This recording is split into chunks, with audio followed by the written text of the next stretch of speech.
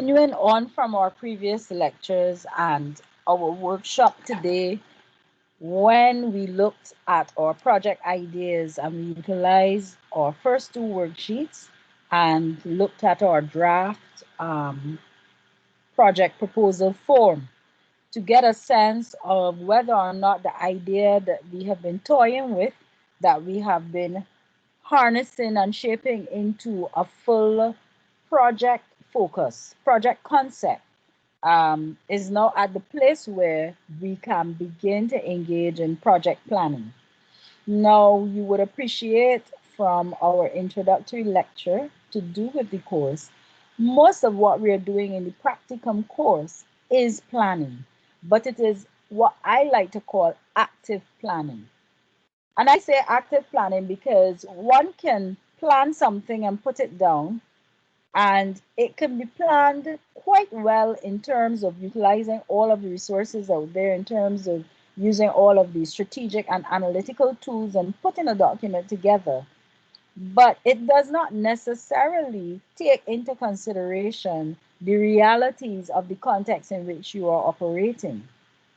It is important when planning, particularly in the context of creative projects, that we recognize our planning needs to be what I am calling active planning. And by active planning, I mean where we recognize that our planning process encompasses a number of stages. And it encompasses a number of stages because we have to move from the desktop in terms of what the background research and the analysis will give us to moving on to the reality in terms of giving analysis that is real time and being able to communicate the project and defend the project and seek people's buy-in with the project in real time. And that is the aspect of planning then that carries us from the realm of just simply planning on paper to being actualized, as I call it, to being real. And if we engage in active planning processes, it is likely that we can produce a document depending on the need of the project and the stage at which the project is at or the project concept is at.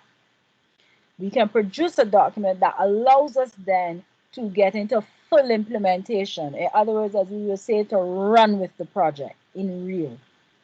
And so this is why this course is called practicum, because we don't want you to just do planning that looks good on paper, as they say, but that your planning can lead you to a place where you can just execute when you are ready, and especially immediately after you have produced that particular document, whichever one you may choose to. I think, therefore, because I talk about active planning, I think it's important that we understand from a helicopter range what project planning entails. So far, we've talked about what is a project, not so, class? And we've talked about what is entailed in coming up with a project concept, how we move from having an idea to a project concept. And we recognize that what we have been engaging in for the past 3 weeks falls in the domain or the realm of pre-planning in a sense. But what really is planning? What is this activity that seems to take up quite a bit of time, but at the same time, one where you don't want to make missteps, because then when it comes to implementation, you may have challenges or you may fail. And so before you are being sent off to produce documents and whatnot, it's important that you have that sense of what this thing called project planning entails.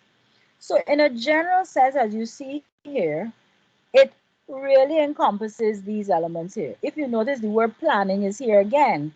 And for me, when I looked at the site and the references there, when you get the actual PowerPoint presentation, you'll be able to see it better. I think it's slide it up is what it's called. For me, when I read through what they had planning, their idea of planning is very similar to my idea of planning. This active process that requires you to go from a stage of project proposal to engaging in environmental analysis, to engaging in SWOT analysis and financial analysis, towards producing whichever document, and in the case of the practicum, whether it's a feasibility plan or a strategic marketing plan or a business plan. So they see that as that kind of a process. But it also encompasses these elements: risk. And already, class, you would see that we consider risk to be a very critical element that must not be pushed aside by the fact that you are asked about risk in your first proposal. You notice that. That is what challenges and limitations is about. It's important as a project planner, as a project manager, as a creative entrepreneur, to be cognizant of the risks head on. First up, not for you to run from the risk, not for you to be stymied. And I suppose Nivedita knows what I'm talking about here now, but rather to look at the risk very early on and turn it upside down, turn it all around to see where the opportunity still rests, still resides for you in the initial idea that you had. Does everybody understand what I'm saying? Does that resonate with anyone? Yes, ma'am. Yes. And I think many of us have had that experience because you would see the challenges and you should see the challenges. But you being asked to see about the challenges is not to deter you or to daunt you, but rather to see where the window of opportunity still exists for you. The window may not be wide open initially, it might be a little cracked, but it's for you as a creative entrepreneur to see how you can prize that window wide open. I dare say Nivedita did that today because it was like if the window had closed completely. But certainly in seeing what is the challenge, and challenges normally come with what I like to call gatekeeping, which is like the example we had there. Challenges usually come with gatekeeping. And so, if we can find a way around the gatekeeper and the gatekeeping, chances are we will see the opportunity that is there. Let me give an example. So, we are in this COVID scenario, and we know that you are supposed to stay home, social distance, and you are not together more than how many now? Is it 10? Yeah, 10, 10. yes, 10. Yeah. For the average Trimbegonian, their chances are live in a context where there's some kind of backyard. Either they have a backyard, the neighbor have a backyard, the mother have a backyard. And if they live in a condo kind of complex, they have a landing or they have a rooftop, there is always some Trimbe space. And Trimbegonians like space because they like to be outdoors. Trinidad and Tobago, one of the few territories in the region that have so much green space as they do. As a matter of fact, if I remember correctly, it has the largest roundabout in the region, which is the savannah, right? But because of COVID, your whole sensibility, your way of behavior, your way of being, I apologize, your socio norms have had to be adjusted, I dare say curtailed on account of it, because restrictions have been put in place that basically prevent you from utilizing these spaces. At one point in time, if I remember correctly, it was being touted or hinted or implied that you could not even gather in your own backyard or on your lawn. True or false, class? And I True. believe that was quickly taken off of the table by the persons who would have had to arrest you should you dare to do so. Should you dare Won't to be from that has Bayside? won't For that? that sorry? You mean the people who had to arrest you, should you have to be from Bayside? That's why it had to come off. Well, I'm skipping that part because we're being recorded and it will be in the public domain. what what the well, there already we see how the window has opened wide, right? That was a crack, right? So that's actually another example. But I go on. What that has done though, I don't know if you any of you have had the experience, but certainly I have observed it, is that people have started gathering small. The idea of the house line has come back into play. True or false? Very true. And now with the Very possibility, true. and what that also means is that with the host line, it means therefore that with the likelihood of there being no carnival, notice I will say it because you know Trinidadians are different kinds of people. The likelihood of there being no carnival, I know it's say no carnival, but the likelihood of there being no carnival, it is likely or possible that the host line may expand or extend to a house party or community something or bloco or what have you. There are persons who are already thinking of these things and testing it. I have seen persons have small house parties. What that has done now, it has generated income for DJs who may not have necessarily gotten an opportunity. Of course, they're not as one normally would in the industry, but they're earning something. I'm just saying it how they see it. I am laying it out. You are seeing where persons who have small catering businesses, they are cooking. So I'm seeing these little things bubbling up. This is an example of where something that is to a disadvantage, where the small crack in the window now is being prized open. It is left to be seen where this will go by Christmas and what will be Carnival and what will be Easter.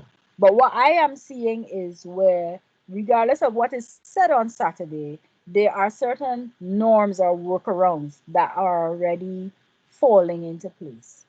And so when one looks at risks, and I use these examples all the time, class, because of the fact that I've often found persons here to do things very naturally, almost very intuitively, where being entrepreneurial or innovative is concerned.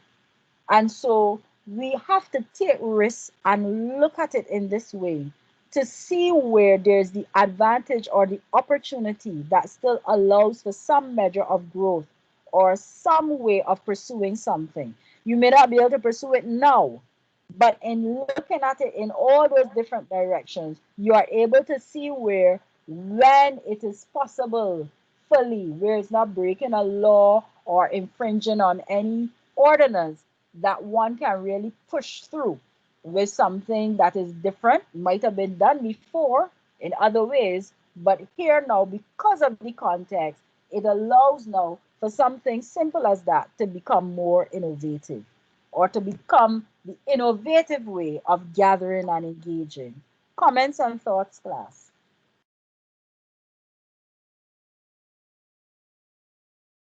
Nobody? Everybody good with that? Everybody's good with that? Yes, I am. That makes sense or no? It makes sense. Right. So great. The others, cost definitely has to be taken into consideration. Just definitely has to be taken into consideration. And regardless of the planning that you engage in, you will have some financial planning. And we will have a guest lecture by Miss Nicole Joseph on that within the course. That probably will be somewhere in the middle of next month. She will come in and do that lecture with you all. So she will be doing financial planning in the context of projects now so that you will know the financial statements that you should be using in your document. So that cost is always important in terms of knowing what will be your expense in terms of if you have to execute your project concept or your business concept, but also particularly for those either whether it's for the purpose of generating profit or it's social entrepreneurship. The point is it has to be financially sustainable. So we also be interested in income or revenue streams. Those are also critical. Teamwork makes the dream work. So that it's important, whilst you may be a one-man show, to recognize where you may need to access other forms of human resource to make your project concept a reality. Even if it's in existence already, chances are whatever it is that you're planning to do, if it's a business plan or a strategic marketing plan, there must be the articulation of the other kinds of human resource that will be needed to ensure that the project can take off. Does everybody understand that? Yeah. Yeah. And last but not least, the two Yes, miss. communication goes without saying. In the context of project planning, this communication is about being able to effectively articulate the project. And so communication is to be seen in the context of the worksheets and the proposal forms and the proposal itself that you have to submit, as well as your plan ultimately. But of course, as well, in terms of your pitch deck that you will have to do come next year. So communication is valuable because this is the way, the first stop in terms of getting buy-in for your business idea or your project idea. And one can easily say that this is the face of marketing. Whether you are doing a strategic marketing plan or you are doing one of the other plans, those other two plans will still need a small component dealing with marketing, which we will learn about come in the next 3 weeks as we deal with each plan in turn. Next week, we start with feasibility. And then last but not least, control mechanisms. Control in terms of you being able to evaluate. So within whichever document that you have, there should be an articulation of how you will monitor the success of this project or this business. Not only in terms of profit margins, but what are the other control mechanisms that you can put in place to be sure that it's doing well. And that should be in terms of market presence, quality assurance, image, ability to span new markets. But this control now becomes quite unique to you and your business in the sense that it should be a criteria that is relevant to your project focus or your business focus and not just generalized criteria. Any questions about that? Is that clear to all? Yes. Yes, miss. It's clear. Yes. Yeah. Right. Yeah. Great. So let's talk just a little bit about creative project planning because for me there's a slight difference. Janelle, I have a little typo there. As a matter of fact, three is right. Creative project planning has a unique twist to it in the sense that creativity is at the heart of planning, not just in terms of it having to do with a creative endeavor, but that at all stages of the planning, you are using creativity. So you are trying to turn your project upside down. So if I use, for example, would be Jeremy's project, as presented there, one could see where, okay, yes, it's a creative project, but what then can give it its spin then is when we look in there and we see this thing about performance and characterization and what have you. So even in your pre-concept planning phase where you're trying to shape this from a simple idea to a creative project concept, you want to really explore the realms of creativity, just as you would as a musician or a performing artist or carnival artist or DJ or music educator, whatever you may be, singer. You all, as far as I know, you always do some kind of research or background investigation to help you determine why you may choose to produce a play, create a song, create a beat, and so on. It's the same thing with your creative project planning, that you will do the background research to help you to explore the realms of creativity as to how you can really turn this project idea on its feet, turn it upside down, as it were. In other words, if you think that you put a full stop there, always explore it to the depths and to the realm.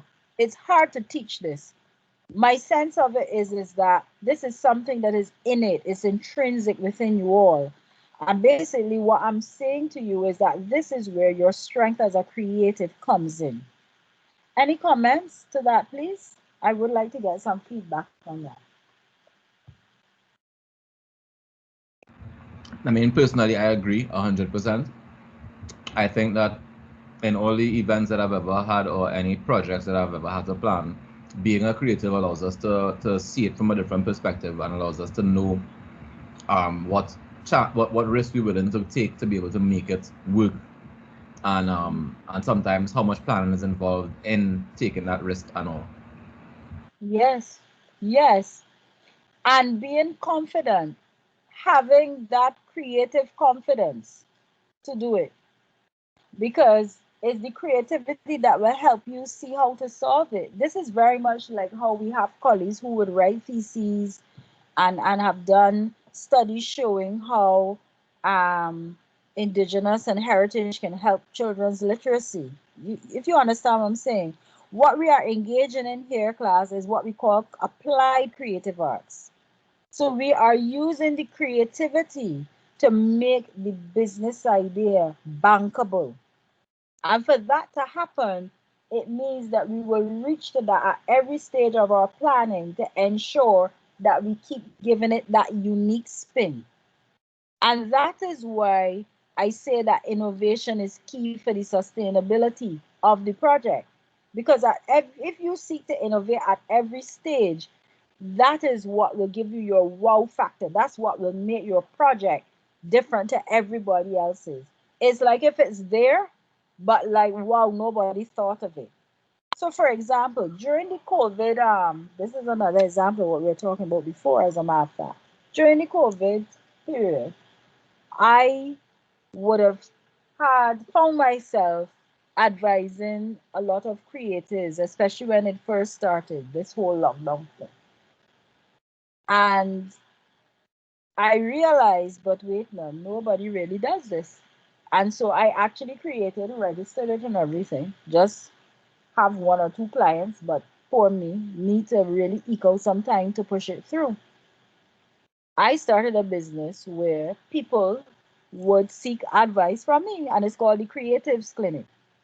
So, something that is as simple as giving advice. It just was not enough for me to just say, well, I'm a consultant or an advisor.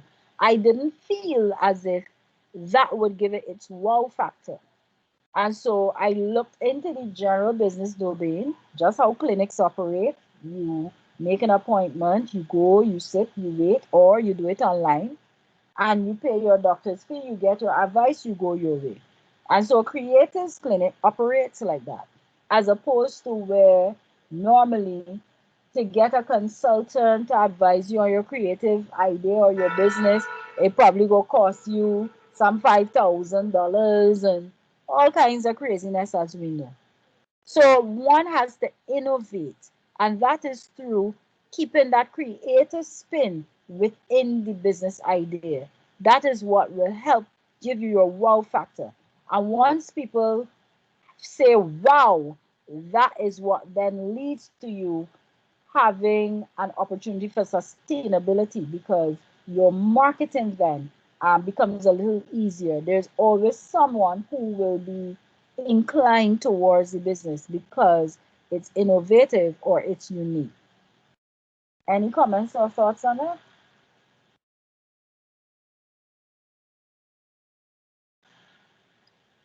And So, if yeah, sorry. Go ahead. Sorry, go ahead.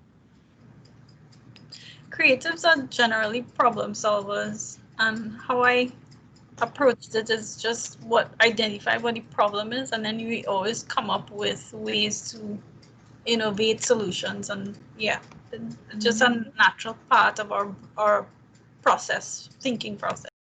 I like that. And that for me is very, very important to this first one here, creativity, because as problem solvers, it is because you recognize that you have that strong capacity for doing so. And that comes from your creative capabilities. And being a problem solver now, chances are as a creative, it means that you're rendering something that is somewhat innovative if or altogether innovative. And so for me, that is what then leads us then to this thing where I'm calling innovation key for sustainability, that wow factor. And then thirdly, it is always platformed either on social entrepreneurship or creative entrepreneurship. I say always, I'm saying it should be. Or it could be both social entrepreneurship or it's profit oriented, right? But the point is, whatever it is, whatever you deem it to be, you must be clear about that, right? And you must be clear as to how it connects with enterprise and industry. Because then why else are you doing it? Even if it's not for profit, it has to make a difference to the ecosystem, does it not? We're not engaging in creative project planning in a course called ACEM just for art's sake. Not at all. It has to have a broad intent. And you have to be clear at this stage as to what that broad intent is. That's where you have those worksheets and having you map it out in that particular way. That you would have a sense of how you are going to be connecting to enterprise and industry that are all part of the broader cultural and creative ecosystem. So for me, when I look at these three key things, this is how I see creative project planning to be a little different than normal project planning. Like if you know, I'm not saying that it rules out what was on the slide before, but I'm saying that where the creative project planning process is concerned, now these three things are key or critical. And it's important that we bear them in mind as we go forward in terms of how we go about planning our projects. So I have a question for you all now. So based on what we've said so far, as a creative, why should we engage in project planning? Why is that important? Let's hear everyone. So that we can know whether the project that we are embarking on is something that can actually generate revenue, so that we can know how feasible it is. We can know what type of marketing we need to employ. Because if we don't plan and we just try to do something vai, then any number of things can go wrong because we haven't fleshed out the ideas. Right. Excellent. Thank you. One. What's another reason? Back to the idea that you have been giving, it pushes your creative boundary even more because we already have this skill set and different perception of thinking or understanding things, but now you're forced to tap in even deeper into that creativity. And how do you set yourself apart in the market? And structure it almost. And then not make it and systematize it almost. Yes, thanks. What's another reason? That's two good ones so far. I'm not sure. I kind of heard the last one. I had to go and give a reading book. But I was reading The Creative Entrepreneur by Lisa Beam. And she was talking about these 4 pathways that the creative entrepreneur has. And it was like heart and meaning, gifts and flow, value and profitability, and tools and skills. And what she was talking about was that creatives, we have all this heart and all this passion. We have all these gifts, but which is like the internal influences, but then we're not able to tap into a lot of times the external influences, like the tools and skills, like the management tools and the leadership skills to make a business or a project sustainable and profitable. And I think that is what is why we need to have that planning, because all the heart in the world would not make us money. And in the world if something go wrong, will without the heart, it will just stop because we'll just give up on it. So I think it's so critical that we have those things meshing properly to give us something that is sustainable and profitable and passionate, I guess. Yes, yes, agreed. The planning exercises force you to look for the tools and use them and Yeah. get you out of that old paradigm that this is not for us. Because you know there was a time when creators did not believe that they should be engaged in business planning. That's not for me, is what they would say. Yeah, so it forces you then to bring into your realm, your arsenal, the tools and the techniques from the business world into your endeavors that would assure the sustainability. Thank you for that. Hillary or Alicia, who's going first? I will go. A sense of direction and focus for the company, and the Yes, sense that you'll be able to steer the company in the right direction. yes, Um, what yes, else? What else? Yeah, yes, and avoid what we call strategic drift, correct? yeah. Yeah, that's how people lose money sometimes. It's a crying shame, actually. Alicia, you were gonna say something. No, no, Dr. Tug, go ahead. I'm going to Oh, just press the screen. oh, anybody else? Any other suggestions as to as why as creators we should engage in planning? I think to tap on to Hillary's point Mm-hmm. in terms of along the way, sometimes as creatives we tend to want to add and change the project because it's evolving in our minds, and sometimes it can get to a whole place where it change the entire thing completely. So it's good that if you have a plan and all right, this is That's what I care right. about, it kind of keeps you on course. Based on Jaron's point, let's explore that some more, class. What sometimes causes us to change? What sometimes causes us to shift? What propels that? Sometimes it's inspiration, sometimes it's need to pivot based circumstance, external circumstance. So that's on the positive side. But when, let's say, you had a good idea, you ain't planning, let's say you ain't planning, or maybe you are planning, but you go on your shifts. Because Hillary was talking about it in the negative context as to why planning is important. Sometimes other people's views sometimes. Other Right, people's views right. sometimes. Paradigms, the Yeah, paradigms. yeah. Yeah. Things that happen Avoid. around that particular project that's just making changes to your original thought. Mm-hmm. Yes, Influences. yes. You have to avoid the paradigms and the gatekeepers. What else? What's another reason? What might make you shift? The demand of the society, I guess. Mm-hmm.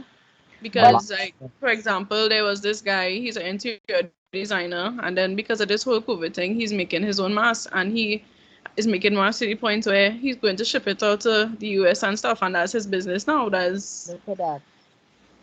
He pivot. But so he Gerald, had to change his whole yeah, thing completely there. right. Gerald, when you talk about inspiration, though, I want you all to think critically on these things because, of course, I want you to avoid these pitfalls. I want you to take advantage of the positive sides of what we're talking as you go through this process. Is it ever a time where inspiration could kind of throw you off? Now, remember, you all are creative entrepreneurs now, Yeah, right? And how so? I can give you a fantastic example. Mm. So I think the year was 2005 when Ola Tunji sang the song with his name, Ola Ola Oh, Ola. yeah, that, Yeah, that one. And that's one of my favorites. yeah, it's a lovely, lovely song. And he came to us to do his Sokamana performance. And we sat down and worked out a plan. And then 2 days later, he came back and he said he's got the final thing that will make it, make the real wow factor happen. Mm. Everybody was like, great, what is that? And then he suggested that we take a lion and put it on the stage because the Oh, theme would be African. And if we can get a real lion, it would be the ultimate wow factor. Merciful Father.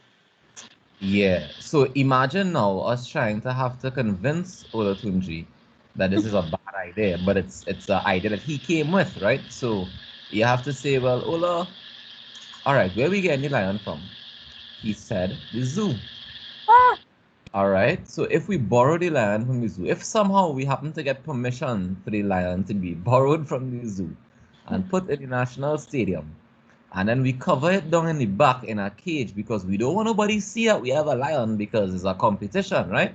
mm-hmm. And then you walk the lion onto the stage for your song, put on the lights, and the song starts. And what does the lion do?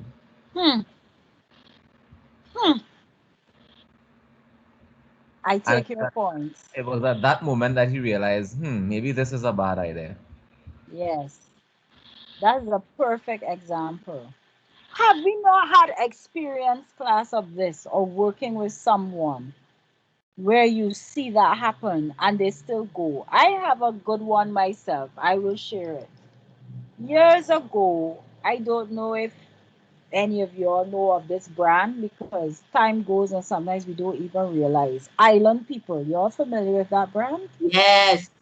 Yeah. Right. They were a mass in their last dispensation, they would have been a mass band.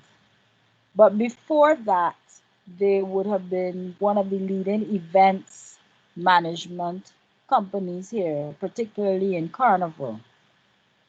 And they had an event, an all inclusive called Amnesia. And Amnesia was really a topper kind of event. Amnesia was so topper. Well, as a first of all, Amnesia is known as the first all inclusive to put Masha Montano on the stage, which is, again, I don't know if you all are aware of this, but there was a time when all inclusive events would not hire Masha Montano. He was not, that soca was not considered gentrified enough. I know that seems weird to hear, right? Considering. But Amnesia and Island People, Derek Lewis and his brother Dan Lewis were the first to put him on stage. So Masha Montano was the featured act at Amnesia. Amnesia was so good. Amnesia used to happen on the same day as UE Fest. So the old people go UE Fest and the younger hip ones go in Amnesia. Amnesia had it going good. One year they decided, and this is when we used to work with them, because at one point in time, they would have been the ones to produce DCFA's FED. Yes, there was a time DCFA had a FED. I don't know if any of y'all were at school then when we had a FED. It was called Drum Beat. Not that one, the one I that heard I was about in charge of, which was Unite, and then it was called YOHA. So that's probably after you graduated, all about. But this Yes. FED was tied to the festival management class. So it was like a classroom lab for my course. Anyway, so one of those years there, which would have given some context, so this probably could be about 10 years ago, maybe. Island people decided that for Amnesia that year, they were going to be serving people, like big trays, cocktail kind of thing. So in our all inclusive, how do you normally get your food? You have to go and line up at the various wherever and get your food, not so? And you Yeah. go to the bar and you get your drinks, but you basically line up for your food and you get your food and you go back where you feel to eat and so on and so forth. Not so? Yeah. And then people decided they wanted to give people some kind of higher level experience and they would serve you. So they would be coming to you with trays and people would take their food and eat. Of course, I suppose for them as event producers, they told themselves it was a brilliant way to save money as well because it means then it's a kind of cocktail vibes. My response to them was, that is not going to work. I said to them repeatedly, at the end of the day, it is a fete. It is a carnival fete. When Trinidadians drink the drink and want to eat, they want to hear about that. That is not going to work out. No, the market that we normally have there is this stush, yuppie, buppies. No, it will work. Da da da. The Fed used to be in Pier 1. I don't know if you all know the Pier 1 space. Not on the outside, inside. Where they have what they have inside there, a pool or something, I don't remember, but inside. You know what happened, class? A riot? What? when people started drinking, they want their food. So every time this big tray comes out of the kitchen, people started hanging around close to the doors where they knew the food would come out so that they would get something to eat. At that time, $400 for an all-inclusive fete would have been a lot of money. It was $450. There are people who went to that fete and up to now and get a thing to eat. Because of course, by the time this big tray comes out, and the trays were coming out, but if you right there, then it means you could have taken from the tray first. So most times they were not getting to go out into the wider parts of the party goers that those people could get something to eat. It failed, it failed. So it's the same thing. Inspiration. That is a way of you damaging your brand, shifting off of your project focus, because at the end of the day, what are you? You are an all-inclusive carnival fete. What is the word in front of fete? What is it? Carnival. That connotes a particular kind of environment, a particular kind of atmosphere. You could dress it up, put it in a long gown, doll up the hair, put on fancy, expensive makeup. I always tell people this, at the end of the day, it is what? It is carnival. And if you First word is actually all inclusive. intrinsically what the carnival is, you will recognize that there's only so far you can go with those kinds of initiatives. If you take, for example, CIC, at the end of the day, where are they? On a field. And what do they try to do? They use artistry, visual art to heighten that and just give you an entire real food. By the end of the day, it's a carnival fete. You're on grass, you're in a playing field, a cricket ground from what I could see. And you're lining up same way, normal, like if you're in a school bazaar for your food and a set of stores that is just drinks, but just like that setting, because at the end of the day, it is a carnival fete.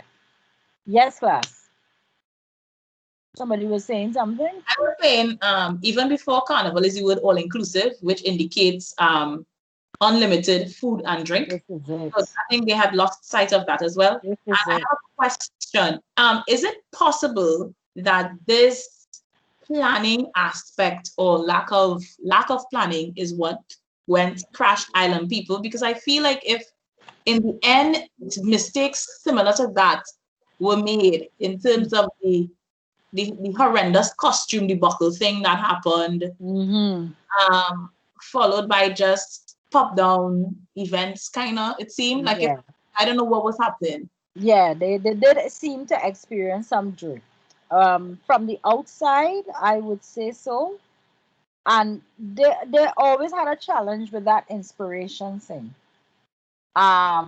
I think to me, where they would get carried away, because I have worked closely with them and I had a few of those little, but from the outside with the little engagement I would have had, because I don't want to say that's the sole factor, but certainly in the context of what we're discussing here, I would say so. Yes, that may have contributed to it. May not be the only thing, but yes, we know of experiences where we saw things to be drifting away from what would have been the initial intent, or certainly what would have been the market's expectation. Because we still have to bear that in mind, class. Whoever our stakeholders are, whatever we're doing, whatever we have as our intent, we have to make sure that we're crafting it in such a way that we don't disappoint them. Yes, Jaron, I believe you were going to say something.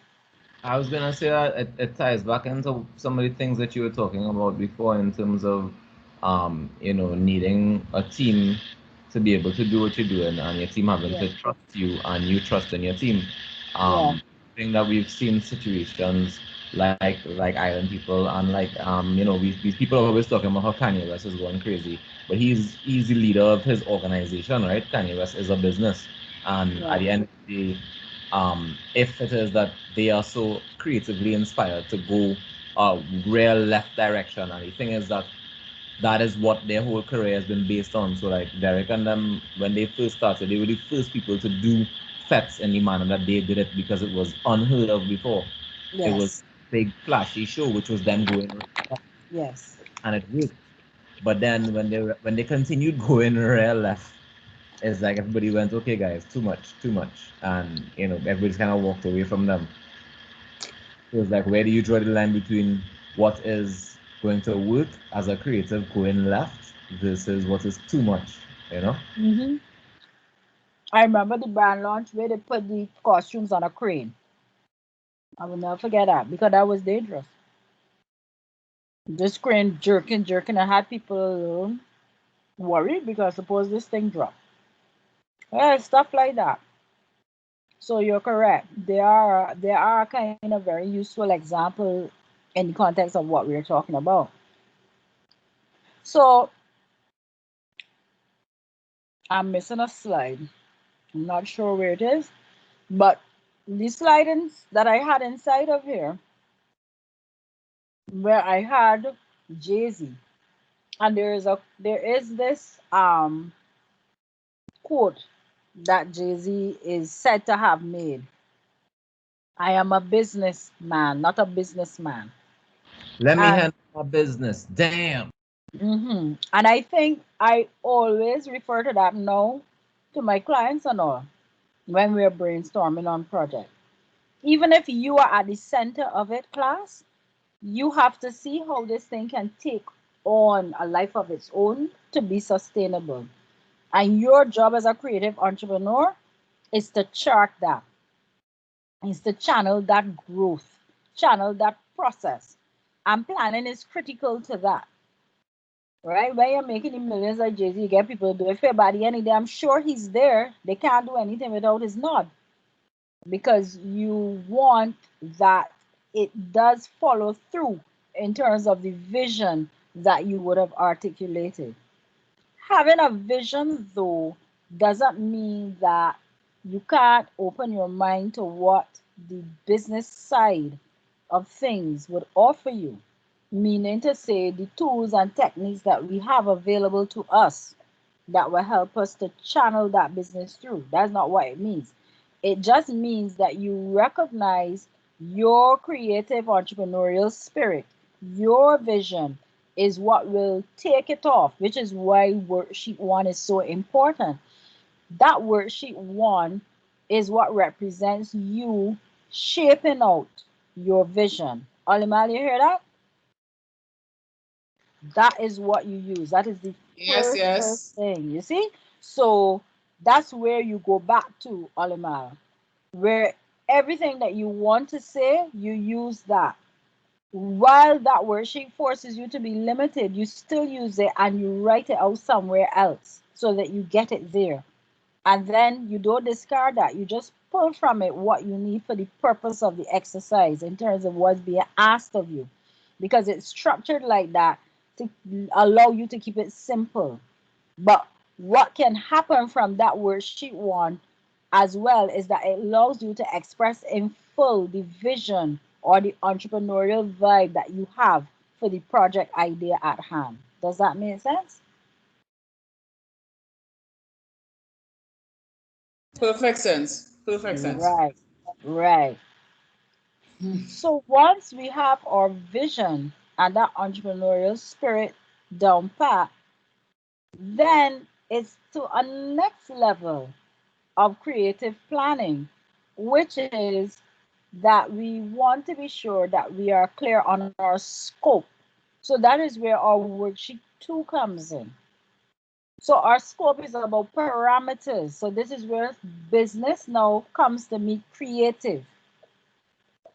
And so that worksheet two is structured in a way now to help you be clear now, not so much on your project, but what it is you should be doing towards this project idea, that you would get it now in the realm of being a creative business idea.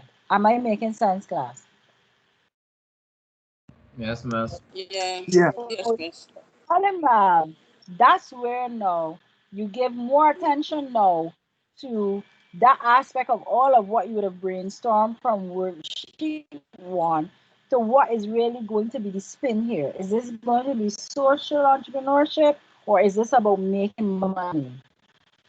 And therefore, what stage is this project con? Will it benefit from a feasibility study, a business plan, or has this taken off but just needs some market penetration? And that's how you make that determination. It may be that it needs all three, but based on what you've brainstormed on your rough working page, what stage is it at and which one does it need first. Do you understand, class? At this stage or wherever your thing is at, even if it needs all three, which one does it need first? And that's the one that you should be choosing. This is for those who we say we still ain't sure which one. All right, there's not for everybody go back now and look and change the whole thing. Does that make sense, Olimel? Yes, yes, yes, yes, yes, yes. When you I'm do here. that now you can fill out that final worksheet. Okay, so don't read the ones that I have now. I'll just do them over. Yes. So Janelle, I'm sorry I lost my slide. Probably when I took it down and put it back up, I probably deleted and I didn't realize. Just remember what Jay-Z said. I am a business, man, not a businessman. Because within that is what I'm trying to say to you about your idea. You're going through the door of being a creative entrepreneur. You got some money to spend on this. These are the two things you're interested in, but you need to see this project in a way that would give you bang for your buck. And so that's how you have to look at it. You have to turn it around and look at it from a different angle, not from the angle of being a creative first. But your creativity is what you're using to inspire the various stages of this project planning. Does that make sense to everybody? That makes sense, Janelle? Hello? Does that make sense? Oh, as soon as you called my name, I got bumped off. I sent a message to the group saying that I got bumped off. And literally, as I came back on, you said, does that make sense? So I have no idea what went on before. It's recorded though. Okay. So you will check it back. Yeah. But does that make sense to the rest of you though? You all understand what I'm saying there? Yes, yes, we do. Yes. All right. Yes, so much more I'm sense talking now. sense Yeah. or nonsense? Sense. Plenty Right. sense. I'm talking plenty sense. Okay, great. Right. One more slide and we can wrap up. So we have these three documents that they say that we are supposed to choose from. And this is one of the ways in which we communicate the project, as I was saying before. A very important way, as a matter of fact. But this is the one where you could get an investor or sponsors or somebody to partner with, put their money inside your thing. We're going to get into crowdsourcing and crowdfunding and all these exciting things that we have out there now in terms of monetizing in the creative economy. So I just said not too long ago that how we decide which one of these that we're using is dependent on what stage of life your project concept is at. So just for the purposes to round off our discussion today and to enable you to do your peek back now before you submit your proposal form, I've decided to just give a basic common sense kind of understanding of the difference between these three things that you will be sure in your mind that you've selected the right one. So the feasibility plan is about exploring how you would make that proposed project a strong startup. So it sounds like a good idea. You may know of it existing outside of your local context or regional context. You may have seen instances of it work abroad. And it may very well also be a case where there's nothing really quite like it here in the region. Although there are numerous substitute products or numerous alternatives that the market can choose. And so because of that, a feasibility plan is always a good place to start because you would want to explore whether or not the context is right for it. And even if the context is not right, what you can do or what can be done to put in place to ensure, in other words, how you will overcome the challenges. And more importantly, how would you get the market to buy into what you are offering as an alternative to what already exists out there? Alicia, you're hearing that? Joshua, you're hearing that? Yep. Loud and clear, loud and clear. Right. So feasibility in that sense becomes a very useful tool. A business plan now is a little different. This is where you might have been tiddling with it for some time or for a short space of time, and you have some kind of buy-in. Something may be happening. You might be working on something, and you might be at a place where now you are seeking some kind of investment or support, or you want to carry it on the next level.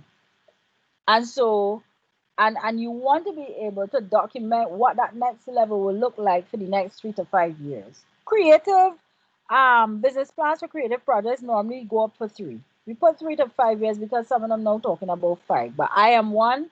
I prefer 3 because, and the reason for that is because the shelf life in the creative economy can be so short sometimes, but it's most certainly quite dynamic. What happens today does not necessarily happen next year. I think we all know this. And so it's more prudent to develop a business plan for a 3 year span, not really trying to go beyond that. One can certainly do something in a year and start to realize something from it in year 2. And of course, year 3, you could be, shooting the stars, so to speak.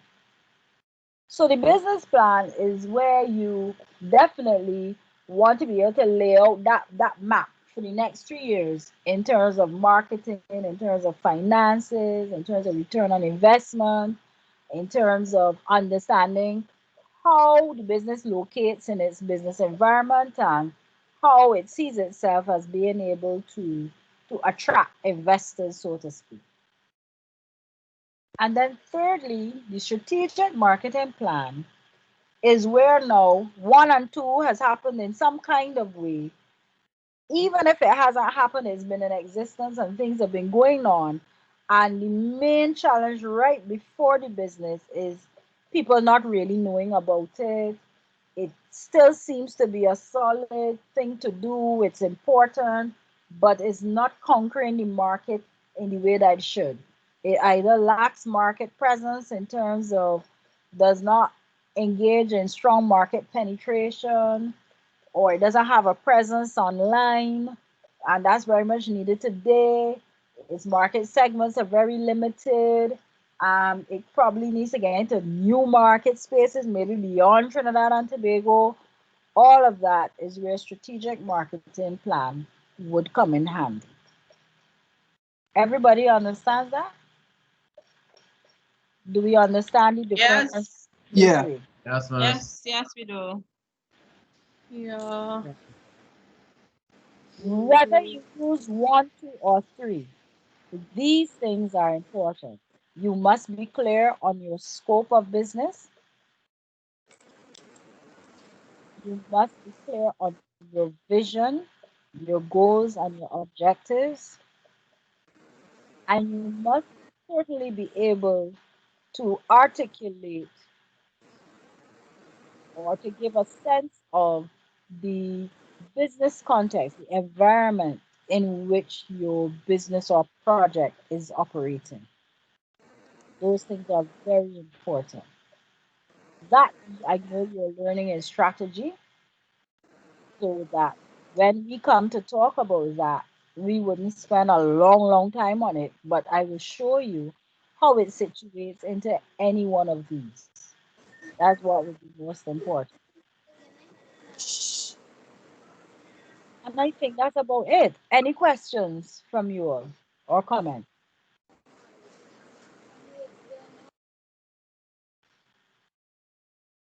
I'm Everybody's good, thank you. right. Everybody else is good as well? Yeah, we just need to let it Yeah. Yeah, for now. All right. Okay, class. I think we can put a full stop there. We've not done too bad. It's quarter to 8. I think we earned getting off early. We worked hard and well today. And so let me stop recording. Let's just do some housekeeping.